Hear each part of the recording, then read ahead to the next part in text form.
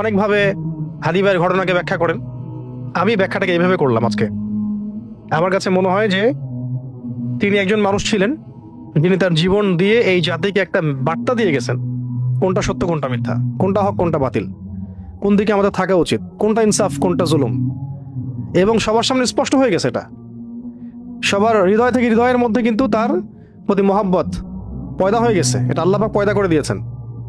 এর পরবর্তীতে যারা আছেন বা যারা এই এই লেগেসি বহন করেন, তারা কতটুকু সেই পথে হাঁটবেন, তার রক্তের যে ওজন ঋণ, এই ঋণটাকে শোধ করতে পারবেন, এটি দেখার বিষয়।